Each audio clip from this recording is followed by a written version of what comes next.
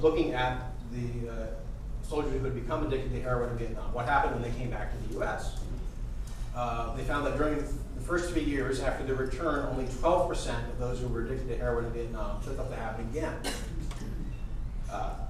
And this was not because they couldn't find heroin. Half of them used it at least once, right? So it wasn't like that it was available in Vietnam, they couldn't get it here. They used it at least once after return, but they generally did not become addicted again. A quarter of those who had used heroin in the previous 2 years had used it daily at some point. A quarter said they had felt dependent, and a quarter said heroin use had interfered with their lives. So these findings are especially remarkable because the sample was limited to people who already had become addicted to heroin. Right? So this is really astonishing that the vast majority of them did what conventional wisdom says is impossible. They just stopped using it on their own. So because heroin has this reputation, no drug can be taken seriously as an addictive drug until it's compared to heroin. That's why Newsweek, when it sought to stir up alarm about crack cocaine in 1986, called it intensely addictive, a drug whose potential for social disruption and individual tragedy is comparable only to heroin. Now, having established crack as heroin's equal, Newsweek immediately announced that in fact it was worse. While the typical heroin addict shoots up once or twice a day, the article said, crack addicts need another hit within minutes.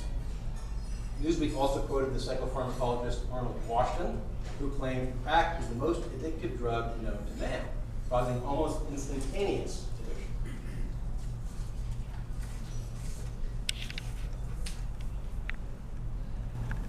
So again, if you look at the survey data, there's no support for these claims. 37 million or so Americans have tried cocaine, including crack. About 1.4 million, which is less than 4%, have used it in the last month. And the percent for crack is actually lower. Closer to 3% of people who have used crack have used it in the last month. In a 1993 survey of young adults, only 7% of past month cocaine users were taking the drug every day. 4% of the respondents had tried crack. 1% had used it in the last year, and 0.3% had used it in the last month. In other words, 93% of the people who tried the drug said to be instantly addictive were not using it even as often as once a month. And that would be a minimum requirement for addiction, but it doesn't necessarily mean you're addicted to the fact that you used it in the last month. The percentage who were using crack on 20 or more days in the previous month was so small it was not even reported. So, although cocaine, whether it is snorted, smoked, or injected, was never as powerful as its press implied, that did not stop it from becoming a new touchstone of addictiveness. So when President Clinton wanted to scare the public about methamphetamine, he warned that the drug had become the crack of the 90s. A physician quoted in the New York Times called meth the most malignant addictive drug known to mankind. A federal prosecutor said it was more addictive than crack. Oddly, while crack was said to be especially addictive because the high was so brief, right? You need to go back to it very, very soon. Meth was said to be even worse because the high lasted so long. Once again, if you look at the data on methamphetamine, they do not support this idea of an instantly, inevitably addictive drug. About 12 million Americans have used methamphetamine, and again, less than 4% report doing so in the last month. It's not even clear, by the way, that smoked methamphetamine is more addictive than the legal stimulant pills that were widely consumed by Americans for decades. Up until the 50s, you didn't even need a prescription. Even after that, it was pretty easy to get from a doctor. If you look at data from different surveys, it's mixed as to whether people who smoke it are more likely to be heavy users than people who consume it. So methamphetamine's power was validated by reference to crack, while crack's power was validated by reference to heroin. Crack was said to be just as addictive as heroin, if not more so. Meth was like crack, only worse.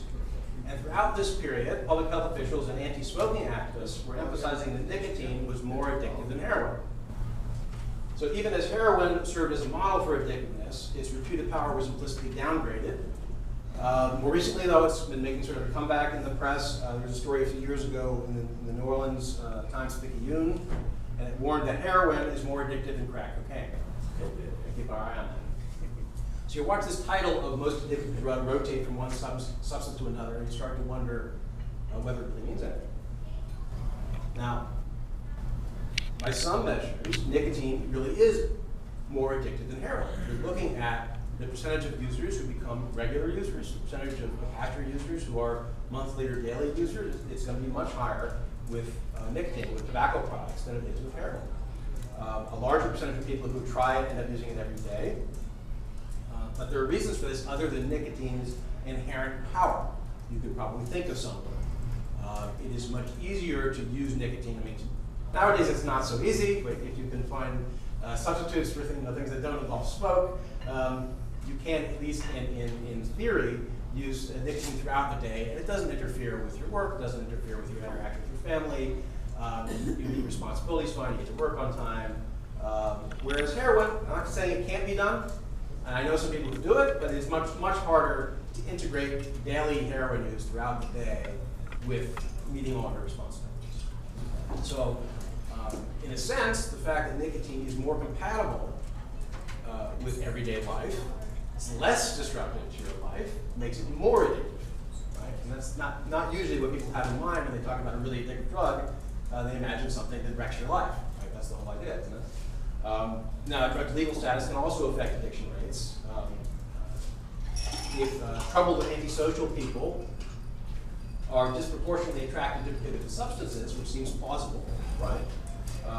Especially the most notorious ones, those drugs may seem more powerful than they really are. In other words, the sample of people you're getting who are drug users when those drugs are illegal is going to be different from the sample you would get if the drugs were legal. It's probably a narrower sample, and it's at least plausible that those people are more prone to addiction. And therefore, if you legalize these drugs, yes, use would go up, but the percentage of all users who are addicts or heavy users might very well go down. And something similar may be true of modes of administration. Something like smoking crack or injecting heroin, these are very notorious practices, even among illegal drug users, almost universally condemned. Probably the people who choose to do those things despite all that condemnation, or maybe because of all that condemnation and the scary stories about them, are different in important ways from people who don't choose to use those modes of administration. So addiction, like these other effects attributed to drugs, hinges not just on the drug itself, but on the user's personality, values, tastes, expectations, and circumstances. So a person who likes heroin's sedating effect won't necessarily like the intense stimulation provided by crack or crystal meth. A patient in pain or a soldier at war can use a strong narcotic for a particular reason and give it up without much trouble once those reasons no longer apply. A happy person can take or leave the same drug that a miserable person turns to every day. A person who uses the drug in excess during an especially troubled period or tumultuous period may find that he can use it in moderation after his situation improves. That's an experience that probably most Americans have going through college and with drinking. So given all these differences, it makes little sense to talk about a drug's addictiveness as if it were a chemical property.